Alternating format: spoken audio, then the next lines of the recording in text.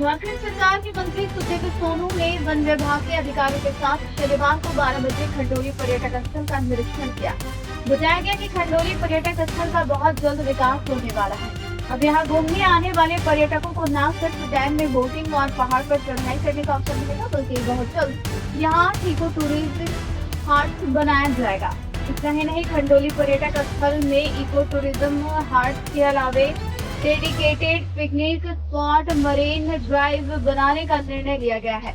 अब यहाँ घूमने आने वाले पर्यटकों के लिए हसीन वादियों के बीच ठहरने के लिए कॉटेज भी बनाए जाएंगे। इसी को लेकर आज झारखंड सरकार ने नगर विकास मंत्री सुदेव सोनू ने वन विभाग के अधिकारियों के साथ खंडोली पर्यटक स्थल का निरीक्षण किया और इसके आसपास के इलाकों का भी घूम-घूमकर बारीकी से अध्ययन किया।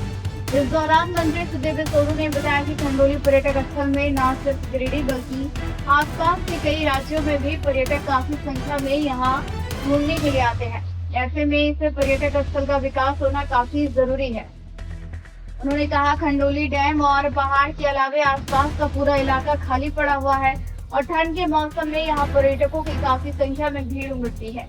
लोगों की भारी भीड़ के कारण कई बार यहाँ जाम की समस्या भी उत्पन्न हो जाती है। ऐसे में इस पर्यटक स्थल का विकास करना काफी जरूरी हो गया है। कड़ी में वन विभाग के द्वारा खंडोली पर्यटक स्थल के विकास को लेकर एक प्रपोजल तैयार किया गया, जो काफी बेहतर है और इस प्रपोजल को देखने के बाद खंडोली पर्यटक स्थल का निरीक्षण किया गया है। निरीक्षण के बाद यह निर्णय लिया गया कि जो भी लोग खंडोली घूमने के लिए आते हैं वे डैम और पहाड़ देखकर ही वापस चले जाते हैं। लेकिन अब जब खंडोली का पूरी तरह से सौंदर्यीकरण हो जाएगा तो यहाँ घूमने आने वाले पर्यटकों को काफी बेहतर माहौल में सुकून के पल बिताने का मौका मिलेगा।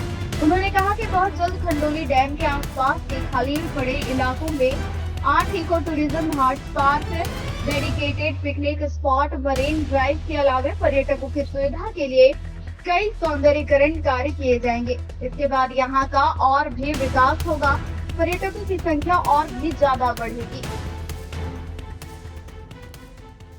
पर्यटन के दृष्टिकोण से खंडोली डैम गिरिडीह के लिए एक धरोहर है और हम लोगों का यह बड़ा प्रयास है कि खंडोली के टूरिज़्म को विकसित करने के लिए हर आयाम पर हम लोग काम कर सकें। तो बहुत सारे लोगों को खंडोली के बारे में भी कुछ भ्रांतियां हैं, धारणाएं हैं। तो खंडोली टूरिज़्म में आने वाले लोग खंडोली में क्योंकि रहने की फैसिलिटी बहुत अच्छी नहीं है और थोड़ा सा एकांत है, तो लोगों को लगता है कि ऐसी जगह पर रहें जहाँ पर की आबादी हो, मेन रोड के नज़दीक रहना लोग चाहते हैं। इस उद्देश्य से टूरिज़्म के प्रमोशन के लिए हम लोगों ने एक यहाँ पर एक इस स्पॉट को चयन किया है। यहाँ इको टूरिज़्म की एक फैसिलिटी हम लोग क्रिएट जगहों को एक्सप्लोर करते हुए पर्यटकों के लिए बेहतर व्यवस्थाएं विकसित करें और ये दोनों ही परिप्रेक्ष्य में होगा। सरकार की तरफ की भी व्यवस्थाएं होंगी और निजी क्षेत्र के लोग जिनकी ज़मीनें हैं वो भी रेस्टोरेंट खोलेंगे, वो भी कॉटेजेस बनाएंगे, वो भी पर्यटकों के लिए सुविधाएं विकसित करेंगे जिससे कि उनके भी आमदनी और रोजगार में वृद्धि हो सके।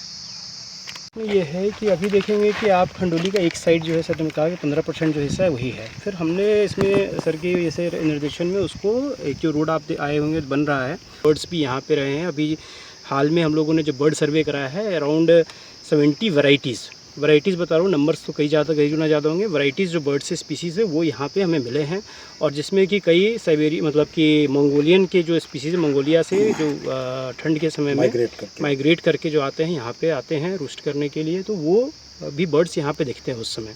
तो उनका भी लुत्फ़ जो है यहाँ से ज़्यादा बढ़िया उठेगा क्योंकि ये सीधे यहाँ दिख रहा है, वहाँ से वो दिख नहीं पाते हैं। तो यहाँ से वो उसका भी आदमी लुत्फ़ उठा पाएगा। उसी के लिए वॉच टावर्स हैं और फिर बर्ड वॉचिंग के सभी इक्विपमेंट्स भी यहाँ पे मुहैया कराए जाएंगे। मंत्री जी की जो मुझे लग रहा है कि साल भर के अंदर में आपको चीज़ें कंप्लीट